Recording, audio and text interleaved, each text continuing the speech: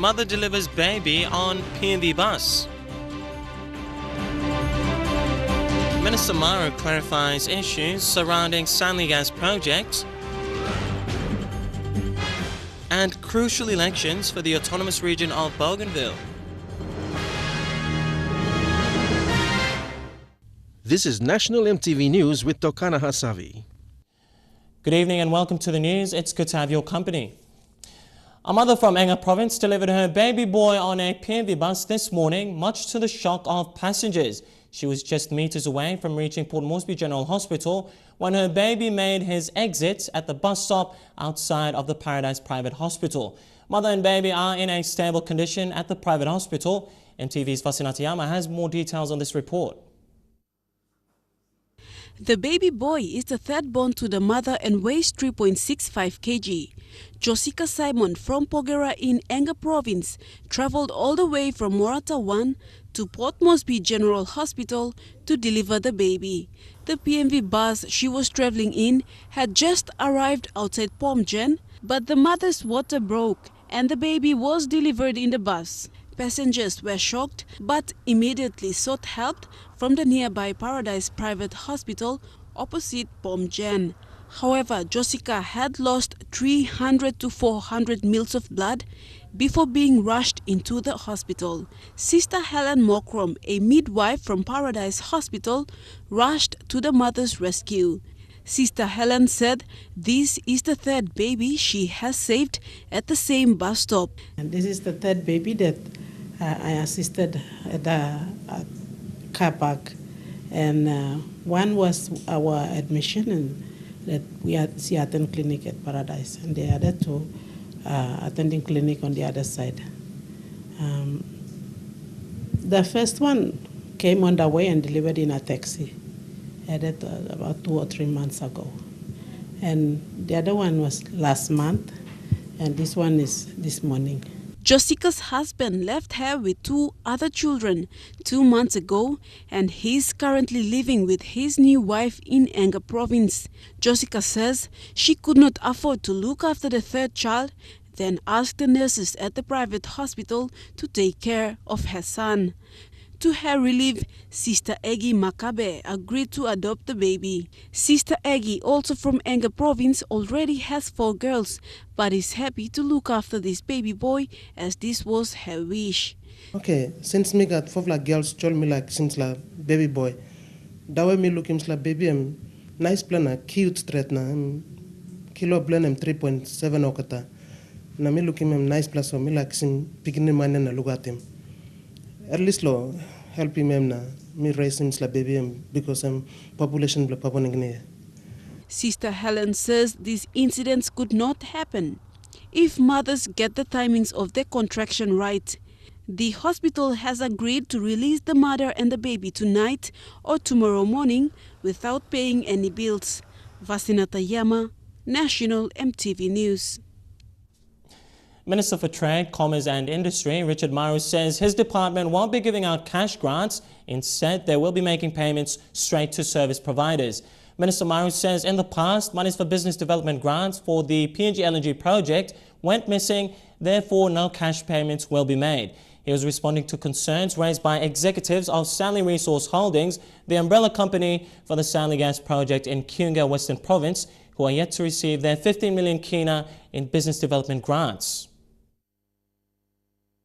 Minister Maru was disappointed at his secretary and the Secretary for Department of Petroleum and Energy for the delayed release of business development grants for landowners of Stanley Gas Project.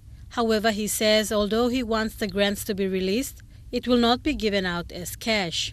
We will not be giving cash grants to landowner companies like we did in the past. A lot of monies in the past have gone missing. And the landowner companies have not benefited from spin-offs. So not only do I want the funds to be given out as soon as we can, but also I want the funds to be given out in a non-cash way. Minister Maru says he wants the business development grants to be released immediately so that the landowner company does not miss out on business spin-offs from the gas project.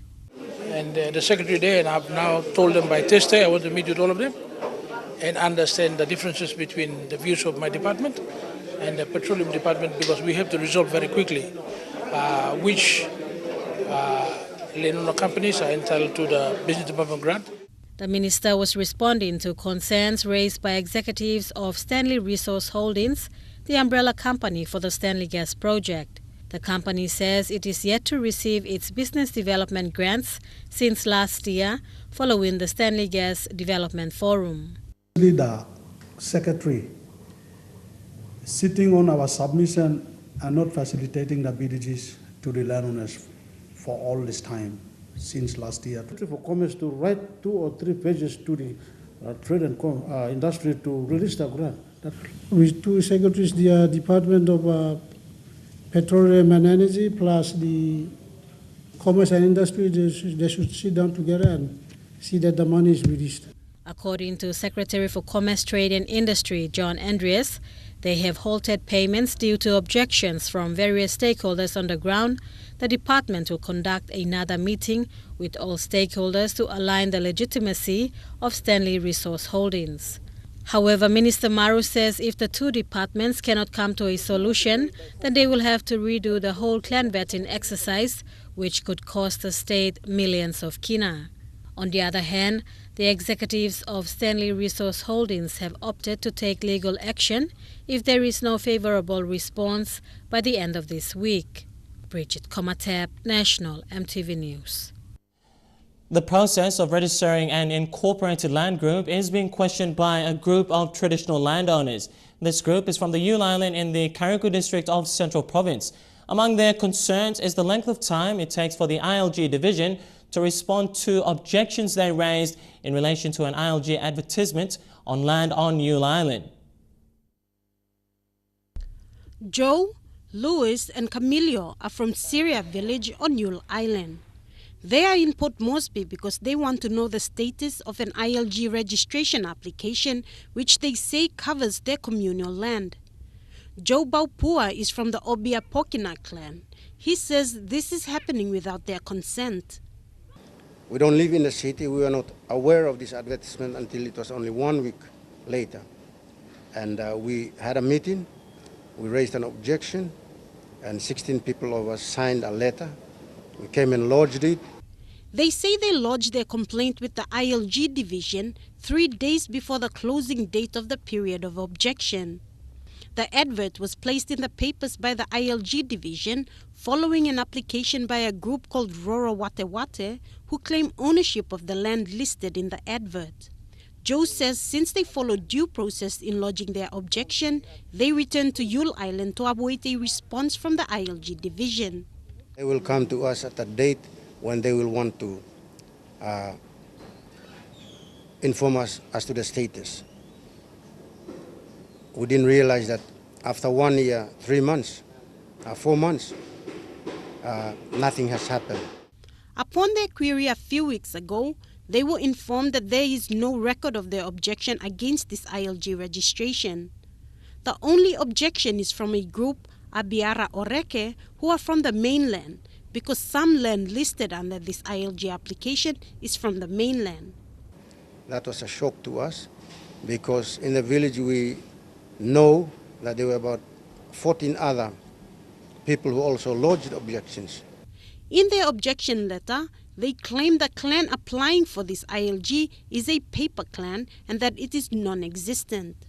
They also claim that much of the land that is being registered is communal land that people use to catch fish, prawns and collect crabs, shells and obtain trees for yam sticks and for building houses, fences and collect firewood. They fear the registering of this land would mean villagers would pay for these traditional uses. They also claim that there has been no visits by the ILG division to assess their situation.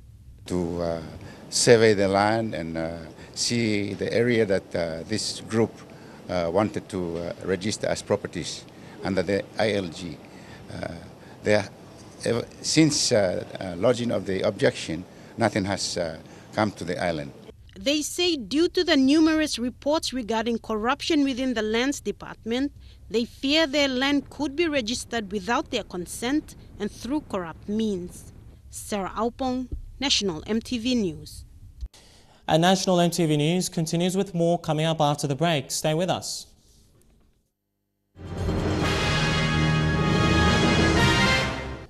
Welcome back to National EMTV News. Criminal investigators heading the sexual offence section of the Lae Metropolitan Command say at least 5 sexual offences are reported to the Lae Police Station in a week. They said the increase in the number of sexual offences is due to internet exposure. An estimated 50 cases occur every week, but most do not get reported. Maru is one of only 3 criminal investigators dealing with all forms of sexual offence cases at the Lae Metropolitan Sexual Offence Unit. Every day, Mary and her team are confronted with sexual offences involving minors, both young girls and boys. Mary said the rate of minor offences committed against young girls aged as young as 6 years old has become a growing concern and a sad fact for the Lae community. Before, EMSA come up with big Mary, all adults, 16 and above. But most cases now, people work receiving and below 16 come down. In a month, an average of 14 cases are reported to the Lae Police Station. They involve rape, incest and any other form of sexual penetrations. Most of these cases are committed by immediate family members or persons the victims trust. Cases that me kissing now is sexual penetration of minors under 6 years now go down now. With the increase in sexual offences within a family, the Sexual Offence Unit in Lae are advising parents to be mindful of young girls, especially when living amongst male relatives in the same house. The perpetrators are not those ones who are living outside of the family or Lonara Plahapa. They're the ones who eat and sleep under the same roof with the victims and the parents. The Sexual Offence Unit is also advising young girls who are victims of sexual offences to speak to someone they trust or report the matter to police within 24 hours of the incident so the perpetrators can be dealt with by the law. Only the reported cases are lawfully dealt with, but many others remain unreported or are solved outside of normal police investigations through way of compensation. Colin Barilai, National EMTV News, Lae. 85 inmates from Bougainville Prison in Lae who graduated from the Guinea program today will be given first priority for a 1-month skills training at Malahang Technical High School. Lae Youth Council President Don Savi made these comments following the successful completion of a 2-week theory course at Bougainville. 2 juveniles and 3 inmates from the female wing were amongst those who were certified yesterday. These 85 graduates are the first batch of inmates from Morobe to undergo some form of formal education and graduate as Guinea certificate holders. Once their jail term is over, they will be enrolled at Lae's Malahang Technical High to undergo skills training before they can pursue a career in carpentry, plumbing or mechanics. 90% of these inmates have completed their education up to grade 10 and are thankful to be part of the 2-week course. Working as a training, next phase most of the time only come out only people put him some on job training, some direct employment, and people did one time all a chamber of commerce like I think it must be one kind of thing. During the 2 weeks, they took theory lessons on basic communication, managing personal businesses, and the importance of personal hygiene. Guinea is an initiative of the national government and is aimed at upskilling youths and giving youths employment.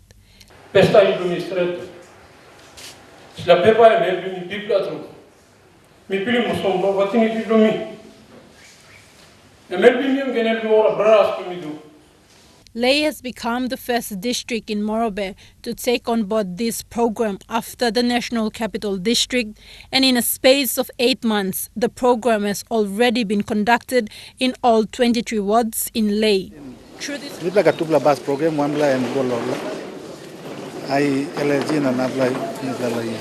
Through this program, inmates were given an insight into creating their own businesses and encouraged to practice a savings culture. For these inmates, the challenge is now for the Lay Chamber of Commerce to provide job opportunities for them and other Guinea-Goada graduates.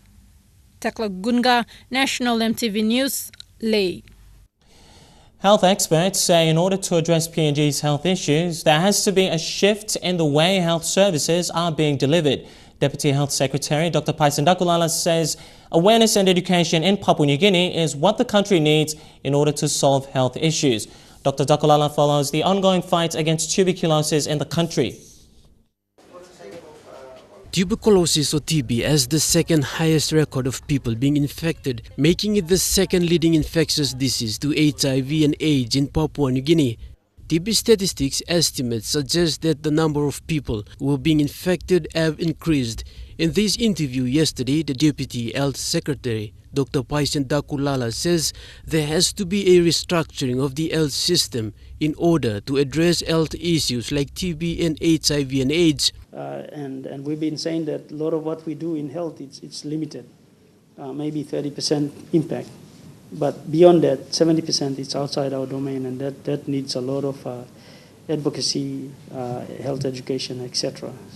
Over the past decade, the National Department of Health and international health organizations, such as the World Health Organization, have continuously reminded us about the deficiencies within our health sector, and much of that information can be recited from memory. The idea about the Stop TB strategy engages the community, and so you are not only just in the individual patient there, you are getting the whole community and making them aware about TB. Health experts say over the last 20 years, the government's attention has been centered around delivering basic health services to a mere population of the country. They believe there has to be a paradigm shift in the current health structure so that health services are delivered to the bulk of the population with little amount of money spent, and there are still uncertainties if whether or not these health services will be trickling into the rural areas where bulk of the population live. Edwin Fidelis, National EMTV News. The Bougainville Electoral Commission is ready for this year's Autonomous Bougainville Government General Election. Acting Bougainville Electoral Commissioner George Manu says the Commission is set to deliver this year's election an important marker that will determine its political status of referendum. We now join our journalist in Buka, Fabian Aklets, with more of this report. The Bougainville Electoral Commission has released dates for this year's general election.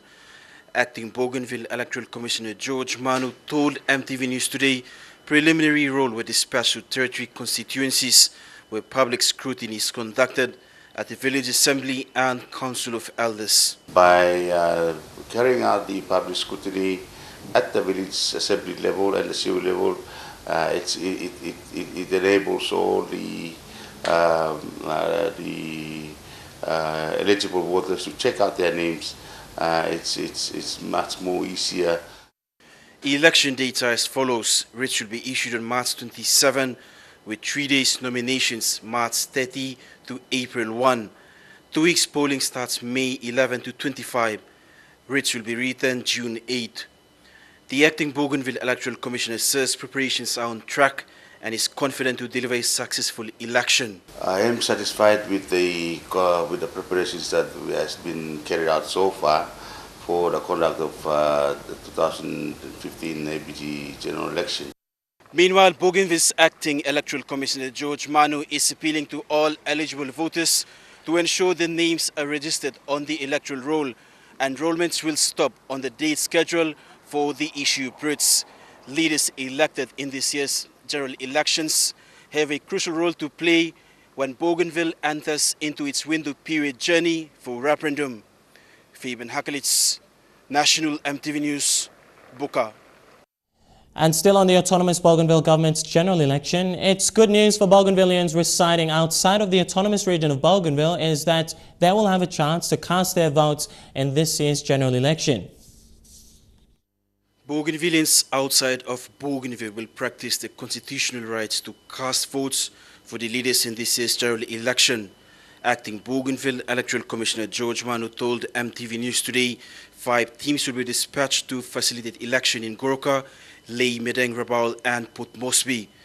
Due to limited funds, only 5 locations were identified and Bougainvilleans in other provinces can cast votes in one of those centers. Teams throughout the provinces, possibly because the money situation, we can only do that in 5 locations. Bougainvilleans outside Bougainville must enroll before March 22 to be registered in the electoral roll facilitated by the PNG Electoral Commission. Bougainvilleans outside of Bougainville, I'm thankful to PNGEC. They have come to our assistance again. They are now facilitating the enrollments for the Bougainvilleans living outside of Bougainville. Again, the Bougainville Electoral Commission is determined to deliver a successful election. Fabian Hakalitz, National EMTV News, Buka. And now we check out the finance news. The kina closed 10 points lower at $0.3765 in the interbank market, and at Bank South Pacific, your kina was buying $0.369 $0.4808 Australian dollars, €0.3444 and 44.45 Japanese yen. Looking at commodity prices at New York close, gold, cocoa, coffee and copra all closed the day lower. Palm oil, copper and crude oil closed the day lower as well. And lastly, on the stock market, the Dow Jones closed at 128 points lower. The ASX closed the day unchanged, and the All Ordinaries closed at 3 points higher. You're watching National EMTV News tonight. International news, that's coming up next. We'll have the latest on the destruction in Vanuatu and Iraqis displaced by war. Stay with us.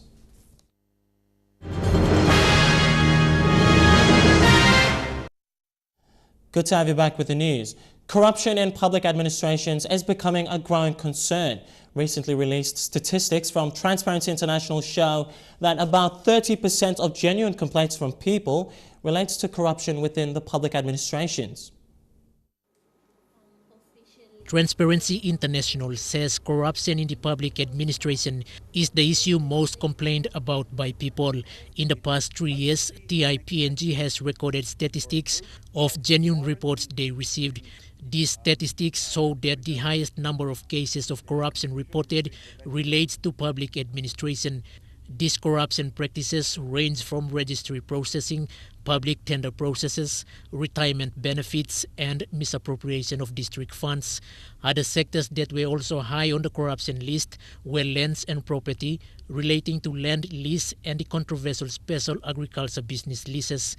Following that is the banking and finance sector that registered the third highest complaints, followed by labor, one-talk system in employment processes, and the way police officers deal with complaints. There's hundreds of others who come in with all sorts of problems that are administrative or legal, but not actually corruption, so that they might be directed off elsewhere, and they don't, as far as I know, get onto your statistics. The ones that get on there are those that look to be cases of corruption. People are encouraged to show moral obligation in the fight against corruption by refusing to pay and accept bribes and report incidences of corruption to appropriate authorities. Mobile phones can be a medium for people to call and report corruption cases. Mobile phone is a very good way for them to call and report. But from the statistics, most of them are walk-in clients, and from the awareness that we go to, so they follow up on that. But it's still effective for them to report. Quinten Alomp, National EMTV News. A UNICEF official says about 60,000 children in Vanuatu were affected by Super Cyclone Pam. UNICEF, who deals with providing assistance to children and women during times of disaster, is concerned about the welfare of the children in Vanuatu and how they must be helped to recover. UNICEF Executive Director Anthony Lake was in Japan for a UN disaster prevention conference in the northeastern city of Sendai when he spoke to Japan media following news of Cyclone Pam. He called for immediate support from the international community. Well, we think, as I said, it's an estimate, but about 60,000 children probably are affected. The government did a good job in evacuating people from the most dangerous areas, which will limit the human damage. He said that school supplies are particularly important to reopen schools. Lake also said that if children can continue going to school, they will be in a safe space and will be able to quickly overcome stress. He said children are most vulnerable to risks during and after a disaster, so emergency drills and preparedness education at school is essential. Neville Choi, EMTV World News. Meanwhile, Vanuatu's President Baldwin Lonsdale is back in the country for the first time since Cyclone Pam hit last Friday. He was asked whether he thought climate change had contributed to the disaster in his country. When we talk about climate change, then we have to look at weather patterns. The weather patterns in Vanuatu have changed. We have to look at the rainy season, the rain. This year, the rainfall this year is more than has been happening in the past. Vanuatu's residents are only just starting to find out what has happened to their families living on islands outside of the country's capital, Port Vila. There is little to no access to communication, and people on islands like Tana are struggling. Jacob Kapere waits and worries, wondering what he'll find when he lands back home on the island of Tana. This is just one of 83 islands that make up the nation of Vanuatu. The scene here isn't pretty. Tana has been all but cut off from the outside world since Cyclone Pam struck this island 4 days ago. Have you ever seen damage like this before? In my life, no. I've never seen the damage like this, and I've never experienced a cyclone like this in my life. Very scary. Terrible. Terrible. Kapere's top priority is to find out whether his son Clovis is still alive. This is Clovis. This is my son Clovis. Thankfully, the 21-year-old is unharmed. This one is down. That one there. Kapere's house is still standing, but most of the other residents here aren't so lucky. All the houses destroyed in your community? Oh, yes. Yes, completely destroyed. But we don't lose hope. We can sustain ourselves, we can rebuild ourselves again. But these proud people could clearly use some help. At the hospital, the maternity ward is flooded. Patients wounded in the storm moved to one of the only dry rooms. Among them, 9-year-old Jacobeth. Her mother and brother were killed by a falling roof, which also gave her serious head injuries. And is this little girl's life in danger, the 9-year-old? I'd say pretty much. She's severe head injury. She may die in a couple of days if she doesn't have a craniotomy operation. But the phones are down, and the only doctor at the only hospital on the island can't get a message to the outside world calling for help. That's forced him to improvise. That is how desperate the situation has gotten, having to literally write a note by hand to try to send to the authorities to call for help. We lend him a satellite phone to request an airplane medevac for Jacobeth. It's good. The trouble is, there are other parts of this storm-struck island that are still inaccessible. 15 minutes drive away, we find the road blocked by fallen trees. Hello. For now, this is the end of the road. There's no way our vehicle can get past. And Jacob, there are a lot of people that live further down this road, right? Further down, I would say more than 3,000 people living up there. Paralyzed telecommunications and distant islands. Part of what's made recovery from this monster storm such a logistical nightmare. To northern Iraq, where the offensive to take the city of Tikrit from ISIS militants has stalled. This follows heavy casualties in a battle which has been tougher than expected for Iraqi forces. But despite that, people are returning to their homes after months away.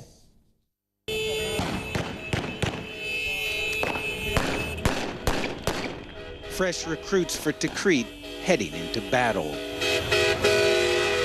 The offensive to retake the city has been temporarily suspended, ostensibly to allow civilians to flee amid reports of stiff resistance by ISIS. The battle has raged more than 2 weeks, but that isn't stopping hundreds of civilians from streaming back to the nearby town of El Alam, seized from ISIS a week ago. This is the first group of civilians we've seen returning to this area. Most of them have been in the town of Kirkuk. They ran away when ISIS came to town. Home at last after 8 months. Cars packed with people, trucks piled high with mattresses. Thank God, says Noor, we're home. We've been freed from ISIS. May God curse them until Judgment Day. Says Harith, it's enough to see our land, to just sit on our land. We won't leave ever again. This is a Sunni town, but the biggest tribe here, the Jabur, have a long history of enmity, first with Al-Qaeda, then with its successor, ISIS. Their behavior, says Adib, was awful, with civilians, with women, with children, so we had to leave. They were ruthless. 23-year-old Marwan returned a few days ago and was reunited with his horse named Shug. Daesh, as they call ISIS, came, but they had no backing here, he says. They pretended to be revolutionaries, but all they did was destroy. The reign of ISIS seems to have crumbled quickly in El Alam. Fruit was left to rot in the stalls. The ISIS fighters fled or fell. This car was hit in an airstrike, charred body parts shown off by a pro-government fighter. El Alam was liberated by Iraqi army soldiers and police, Shia paramilitaries, and Sunni tribesmen. Like Sabah Nadur, although Sunni, he's part of a predominantly Shia militia, Asaib Ahl al-Haq, and learned how to fight from foreign advisors. We were trained by Hezbollah, he says. Lebanese or Iraqi, I ask. Lebanese, he responds. Their training was very good. To returning townspeople throwing candy out the car window, such details seem immaterial. What matters most is that they're coming home at last. And National EMTV News continues with True Guy Sports. I'll give you all the sporting action after the break. Stay tuned.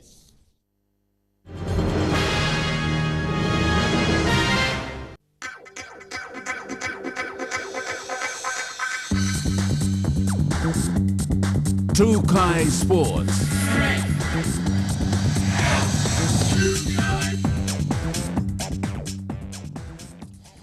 Welcome to True Guy Sports. Bank South Pacific is supporting one of PNG's major annual sporting events, the National Game Fishing Titles. Chief Executive Officer Robin Fleming committed 25,000 kina for this year's event. The bank has supported game fishing for over 10 years now. However, this year will be the 40th National Titles. It will be held over the Easter weekend. EMTV's Lorraine Genia reports. BSP's sponsorship of 25,000 kina comes as a timely boost, as it will assist with the operations of the 40th National Game Fishing Titles held here in the waters of Port Moresby from the 28th of March to the 5th of April. Big event. It's be one of the largest events annually held in PNG in terms of our budget. So we need to have the sorts of sponsorship that BSP put up for us. In addition, BSP will also sponsor a 100,000 kina cash prize for the first angler that lands a marlin weighing 250 kilograms or more.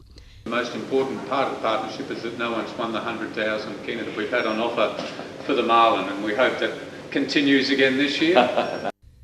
2 weeks out of competition, the PNG Game Fishing Club has only received 25 registrations, but remains confident the number of interested anglers will increase nearing the 28th of March. Anglers are notoriously slack about registering for these sorts of events, so we would expect a bit of a rush towards the end of the week as they come in before the 28th. This year, the titles are expected to see a team of anglers come from Australia and possibly New Zealand. From Australia. New Zealand I'm not sure about, but we usually get one from there. And of course teams from all around PNG. Now, in terms of numbers, Robert has confirmed that Lay has seen the most number of participants. However, this year he's expecting similar numbers. Lorraine Genia, National EMTV Sports. The East New Britain Rugby Football Union is confirmed to kick off their season proper this weekend. 8 teams will be opening the season at Meltec Oval in Rabaul Town. PNG Rugby Football Union Board President Richard Sapias and Board Member Graham Ozzy Osborne will officially launch the 2015 season. Still on Rugby Union, in the East New Britain Province, World Rugby, formerly known as IRB, will be visiting Rabaul next week in conjunction with PNG RFU to launch the Pacific and Union Rugby Development Program for 2015. The World Rugby TV crew will be visiting 7 schools in the province, beginning with Malaguna Primary and Secondary Schools, and will end their visit with exhibition matches. Over to Rugby League, the SB Hunters kicked off their 2015 season on a high note, thrashing South Slogan Magpies 40 points to 18. The Hunters also knocked out Redcliffe Dolphins 30 points to 26 in last weekend's matchup at the Colorbond Oval in Kokopo. They will take on East Tigers this weekend at Langlands Park in Brisbane, Australia. EMTV's Elijah Lovett has more on this report. The SB Hunters will be looking to secure their 3rd straight win when they head to Brisbane for the Roundtree Interest Super Cup match against East Tigers on Saturday. Coach Michael Maru will have to prepare his team as the Tigers, the 2014 Grand Finalists, will be their toughest opponent to date. The SB Hunters lead the 14-team competition on 4 points together with Notts Devils and Wynnum Manly Seagulls. East Tigers sit in 6th position with 2 points, but are a quality side that was an arch-enemy to the Hunters last year, beating them at Colorbond following a draw when they met in Langlands Park in an earlier game in Round 5. The team travels to Brisbane on Friday for Saturday's game at Langlands Park. Elijah Lavette, National MTV Sports. And True Guy Sports continues after the break. Stay with us.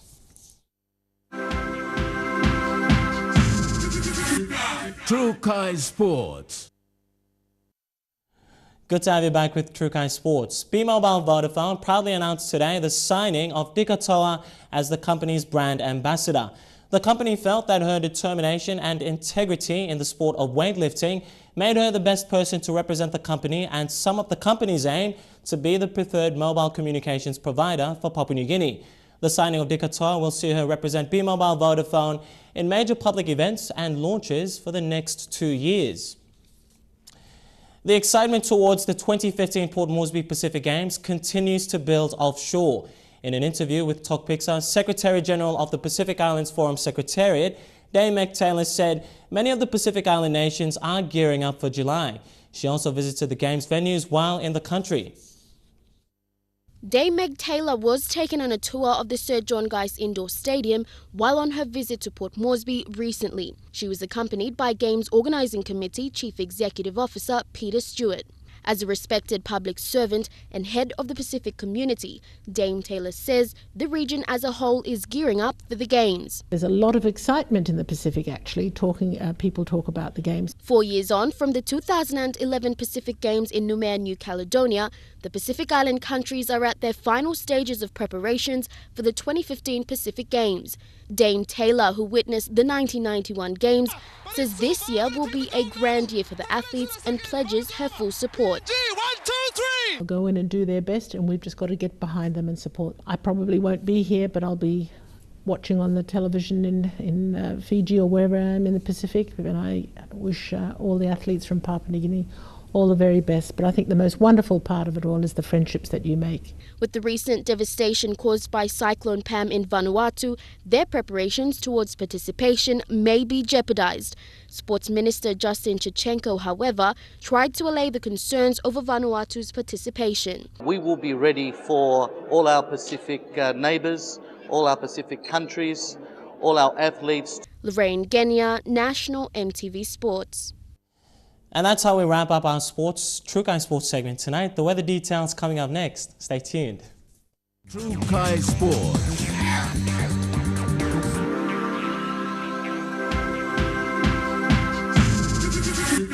True Guy Sports.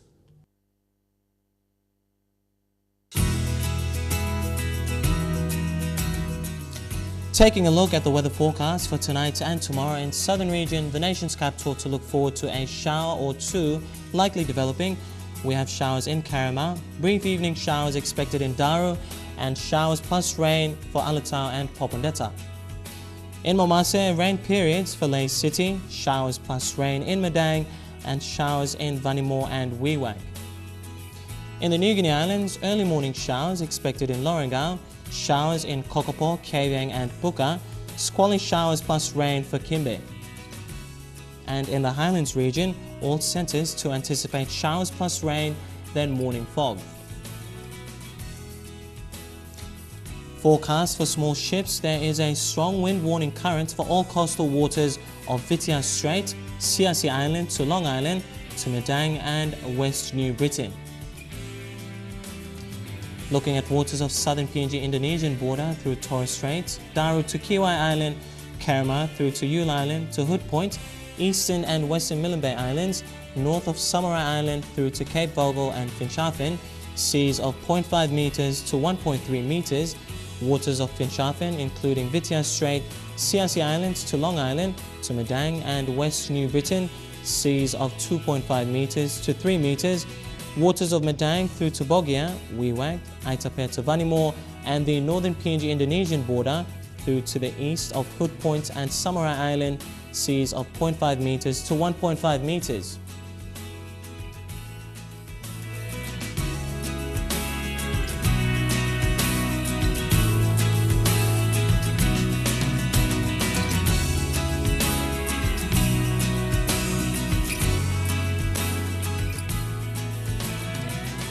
And ocean forecast for PNG areas, Coral Sea sees very rough with southwest to northeast winds at 34 to 48 knots. Solomon Sea sees moderate with patches of rough weather with northwest to southwest winds at 15 to 25 knots.